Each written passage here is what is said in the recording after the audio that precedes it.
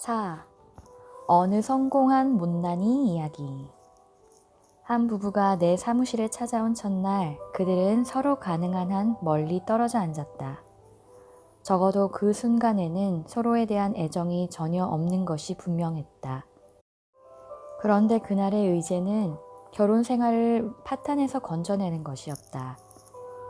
부인이 남편에게 집에서 나가달라고 요구한 상태라고 했다. 그 이유를 묻자 부인은 남은 식구가 평화롭게 정상적인 생활을 하기 위해서는 다른 방도가 없다고 했다. 부부간에 외도 문제는 없었고 딱 집어낼 수 있는 다른 문제가 있는 것도 아니었다. 부인은 그저 남편의 기질과 가치관을 참으면서 계속 살 마음이 없었던 것이다. 그러나 남편은 헤어지고 싶어 하지 않았다. 아내가 그런 결론에 도달할 수밖에 없었다는 사실에 충격을 받았다고 했다. 그는 착실히 생활비를 벌어다 주었으며 집도 꽤 크고 부자 동네에 살았다. 아이들도 원하는 것은 무엇이든지 가질 수 있었다. 그런데 왜 아내가 이혼을 원하는지 자기로서는 이해할 수 없다고 말했다. 게다가 그들은 그리스도인이 아닌가. 남편은 그리스도인에게는 이혼이나 별거 같은 것이 있을 수 없다고 줄곧 생각해왔다. 내가 어떻게 그들을 도울 수 있겠는가? 시간이 지나면서 그들의 문제가 서서히 드러나기 시작했다. 이 상담은 쫓겨다니는 남자와 그 아내를 대상으로 하는 것임이 분명해졌다. 그의 과도한 성취욕 때문에 결혼 생활과 가족, 그리고 본인의 건강까지 희생되고 있었다. 그들의 결혼 생활이 사실상 생명 없는 상태라는 것은 그들의 몸짓만으로도 알 수 있었다. 자녀들의 태도에 대한 이야기를 듣고는 가정도 망가졌다는 결론을 내릴 수 있었다. 각종 궤양, 심한 편두통, 간헐적인 가슴 통증 등으로 고통을 겪고 있다는 남편의 말을 들으니 그는 건강이 위험한 상태임이 분명했다. 이야기가 계속 이어졌다. 그는 개인 사업을 하고 있었기 때문에 원하는 만큼 일할 자유가 있었다. 하루에 12시간에서 15시간가량 일했다. 그렇듯 과중한 업무로 자녀들에게 아버지 노릇을 거의 하지 못했다. 그는 항상 식구가 모두 잠들어 있는 이른 새벽에 집을 나가서 거의 막내가 이미 자고 있는 늦은 밤에야 귀가했다. 어쩌다 가족과 함께 식사할 때도 늘 침울해 있거나 다른 생각에 잠겨 있었다. 저녁 식사 도중에 전화를 받으면 문제를 해결하거나 영업을 마무리 짓느라 식사가 끝날 때까지 전화통에 매달려 있기 일쑤였다. 가족과 충돌할 때면 화를 폭발하곤 했음을 그도 시인했다. 그는 가족에게 무척 괴팍하고 위압적이었다. 사람들과의 모임에서도 대화를 귀찮아하고 혼자 떨어져서 술이나 마시곤 하였다. 어떤 친구들이 있느냐고 묻자 사업상 거래하는 사람들 외에는 이름조차 대지 못했다. 사업 말고 또 중요하게 생각하는 것이 있느냐고 묻자 스포츠카니, 보트니, 골프 회원권이니 하는 사람이 아닌 물건들 뿐이었다. 내게 너무 바빠서 즐길 수도 없었던 것들이지만 말이다. 이 사람이야말로 내면 세계의 질서라곤 도무지 없는 사람이었다. 그의 모든 일은 외적인 것뿐이었다. 그도 인정한 대로 여러 사업활동과 부의 축적이 삶의 전부였다. 그는 아무리 일을 많이 해도 아무리 돈을 많이 벌어도 결코 만족할 수 없었다. 무엇을 하든지 더 크게, 더 잘, 더 그럴듯하게 해야 했다. 무엇이 그에게 그런 충동을 일으켰을까? 그의 내면 세계가 질서정연했던 적이 한 번이라도 있었을까? 수차례에 걸친 대화 후에 나는 그를 충동질하여 주변의 모든 것을 파괴하는 생활 방식으로 몰아가고 있는 에너지의 근원을 서서히 간파하기 시작했다. 한 번은 대화 도중 그의 아버지에 관해 물었는데 갑자기 그의 태도가 극적으로 돌변하였다. 내 질문이 깊이 감추어져 있던 민감한 부분을 불시에 건드린 것이 분명했다. 천천히 그 윤곽이 드러난 것은 극도로 고통스러웠던 관계에 관한 이야기였다. 그의 아버지는 극단적으로 비꼬아 말하고 조소를 서슴지 않는 그런 사람이었다. 그는 아들에게 툭 하면 이렇게 말했다. 너는 못난 놈이야. 앞으로도 항상 그럴 거고 결코 나아지지 않을 거야.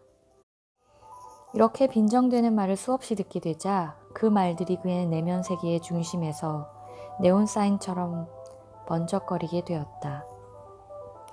당시에 그는 무의식적으로 일생을 건 결단을 했고 이제 언 40대 중반이 되었다. 그는 아버지가 틀렸음을 증명해내는데 자신을 온통 바쳤다.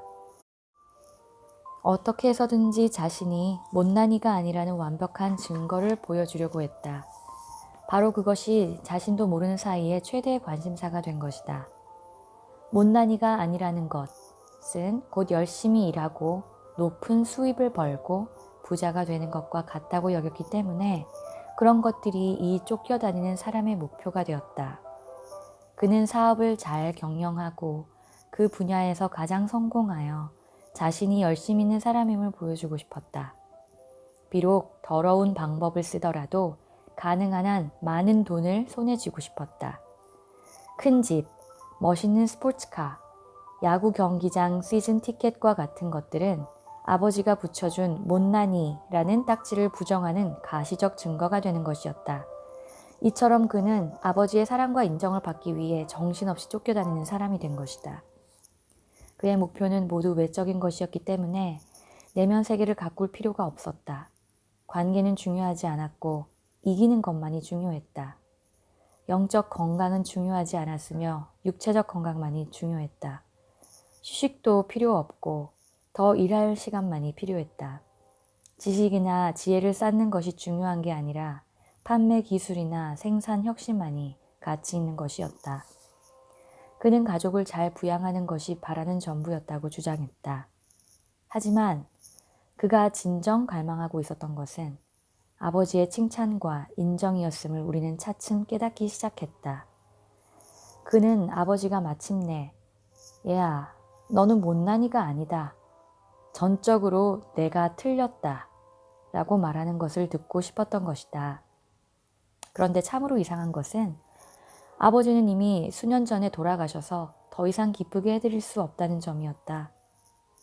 그런데 이제 중년이 된 이 아들은 아버지의 인정을 받기 위해 아직까지도 길을 쓰고 살고 있는 것이다. 처음엔 그저 하나의 목표에 불과했던 것이 이제는 고칠 수 없는 생활 습관이 되어버린 셈이다. 왜 쫓겨다니는가? 왜 수많은 사람들이 쫓겨다니는 것처럼 보이는가? 내 친구는 그 이유를 잘 보여주는 극단적인 본보기다. 그는 결코 잘했다는 말을 해주지 않는 환경에서 자라난 사람의 전형이다.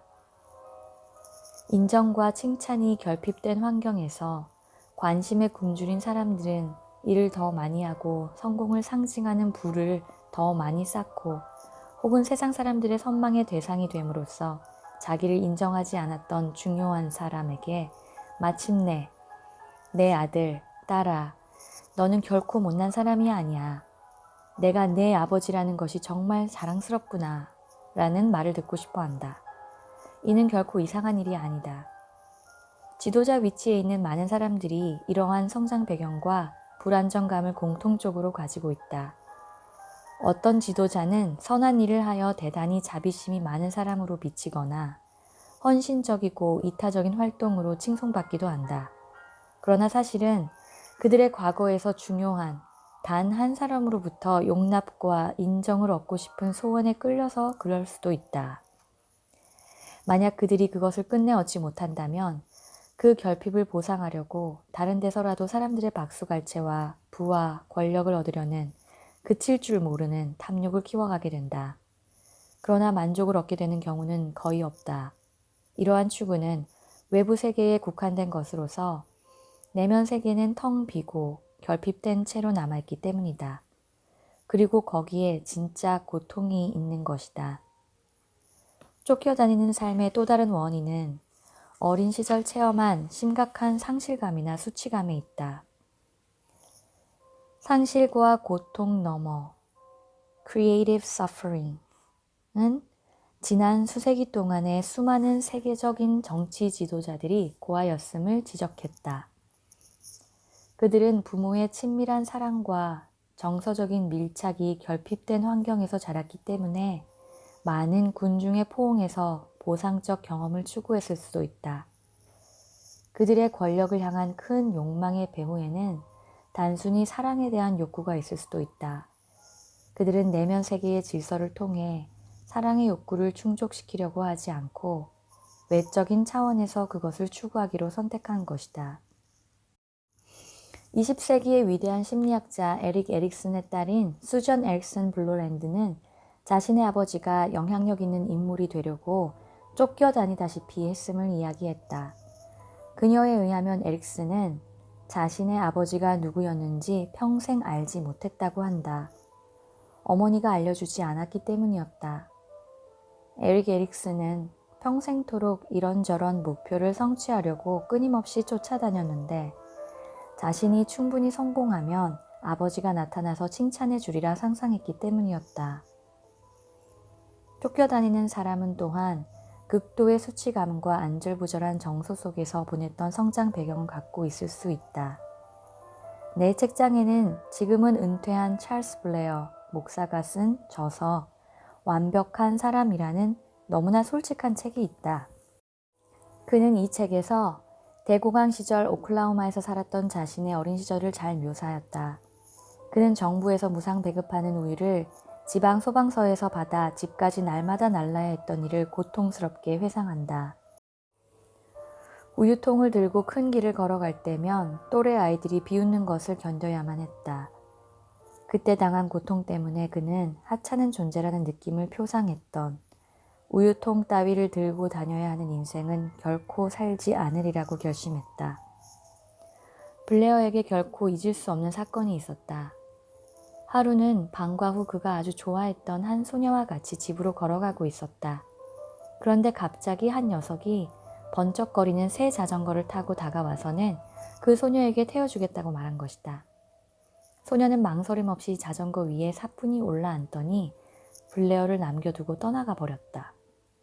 그 순간의 모멸감 때문에 블레어는 언젠가는 번쩍거리는 자전거 못지않은 것을 갖고야 말겠다고, 다른 사람들의 관심과 충성을 받을 만한 인물이 되고야 말겠다고 굳게 결심했다. 그리고 그러한 결심들은 그의 삶 속에서 계속 불타고 있었다.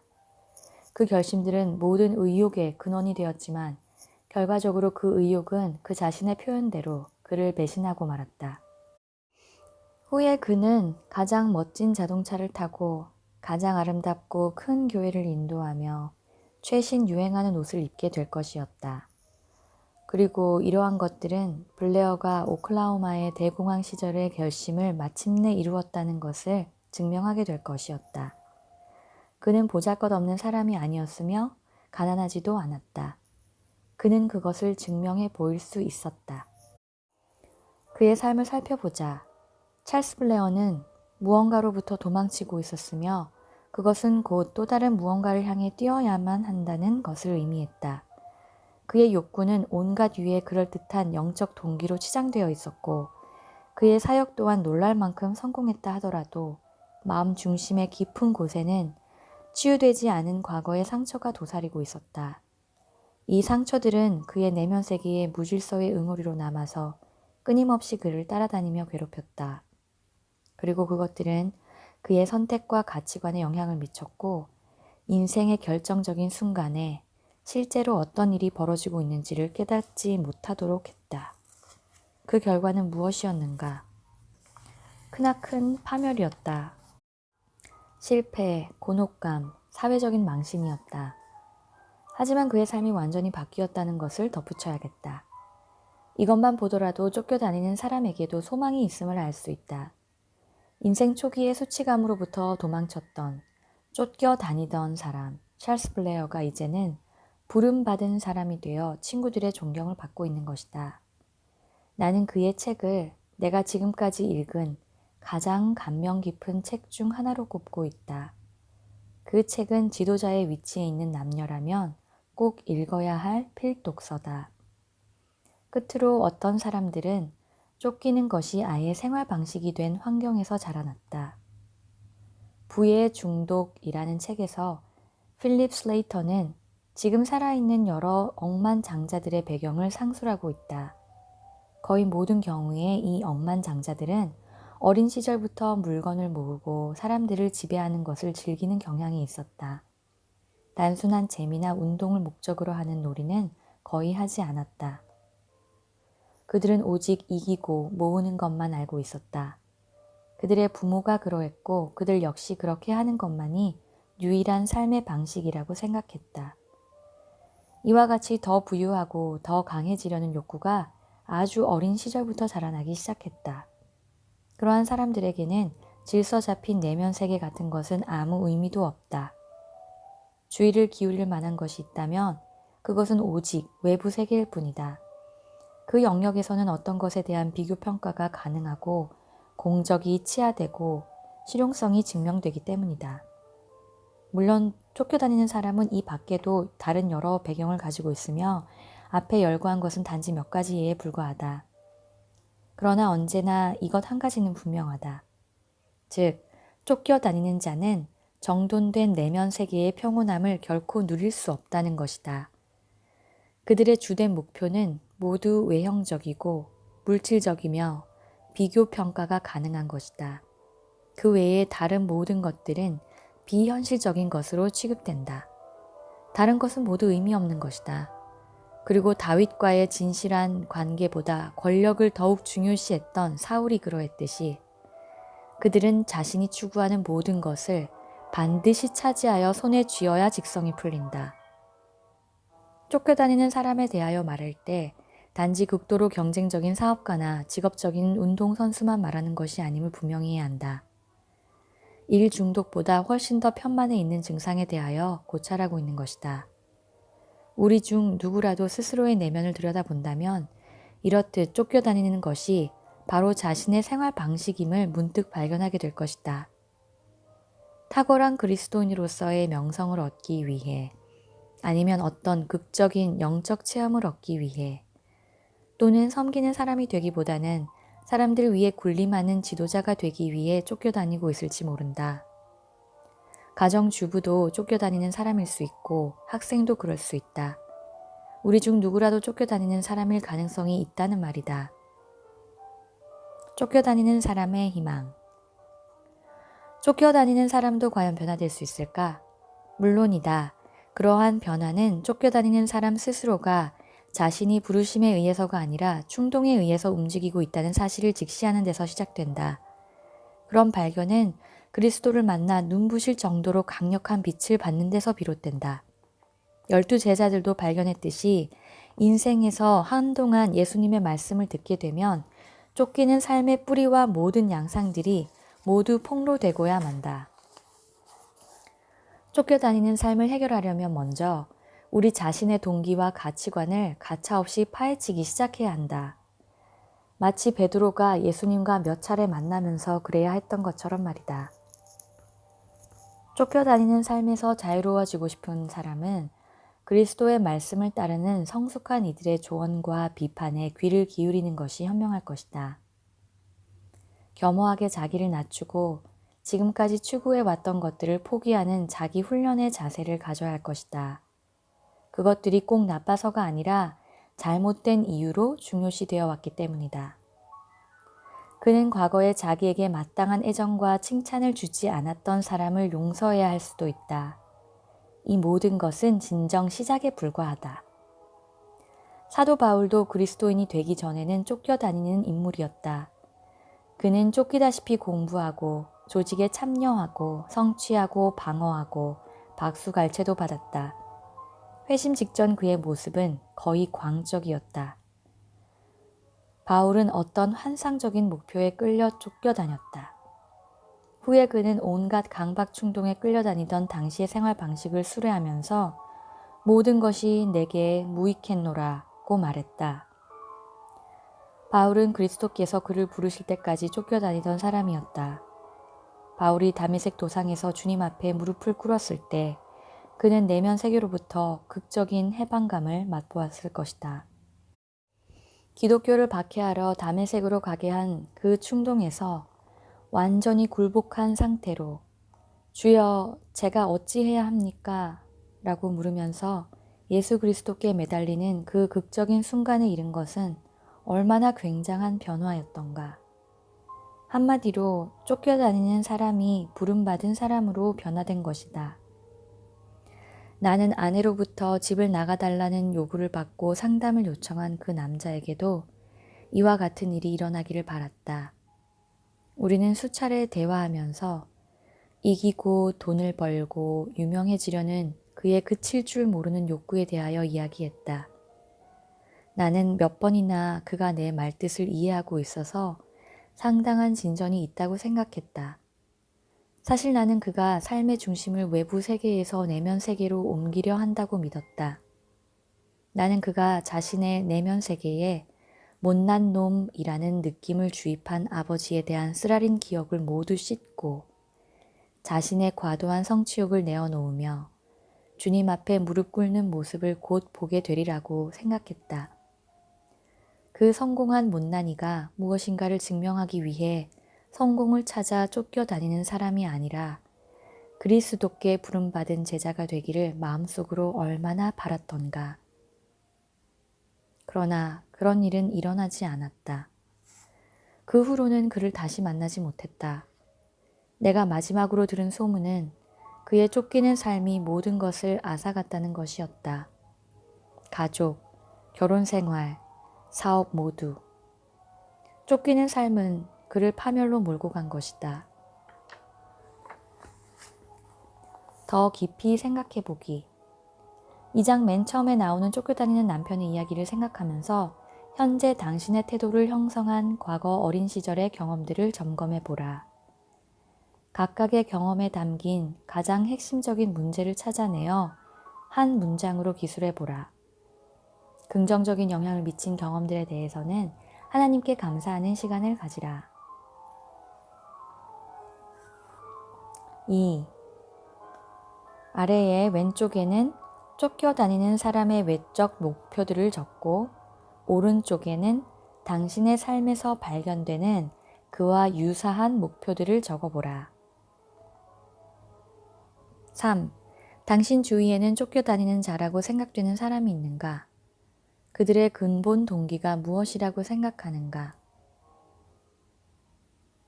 4. 이러한 동기 가운데 당신의 내면 세계를 형성한 것이 있다면 무엇인가? 그것들이 어떻게 당신의 행동에 영향을 미치는지 설명해 보라. 5. 저자는 쫓겨다니는 사람의 삶의 방식을 바꾸는데 어떤 경험들이 결정적이라고 생각하는가? 6. 베드로의 인생은 예수님과의 상호 관계를 통해 변화되었다. 그 상호 관계에서 발견할 수 있는 핵심 요소들은 무엇인가? 여러 본문 중 특히 마태복음 14장 25절에서 30절, 16장 13절에서 17절, 26장 31절에서 35절, 요한복음 21장 15절에서 22절 등을 참조하라. 7. 당신이 쫓겨다니는 경향을 갖게 된 데 영향을 준 사람, 곧 당신이 용서해야 할 사람은 누구인가? 결국 용서는 양자 모두에게 해방감을 줄 것이다. 이를 위해 구체적으로 어떤 행동을 취할 것인가? 8. 쫓겨다니는 사람에서 부름받은 사람으로 변화되기 위해서는 반드시 바울처럼 예수님을 직접 만나야 하는가? 그렇다면 그 이유는 무엇이며 그렇지 않다면 그 이유는 무엇인가?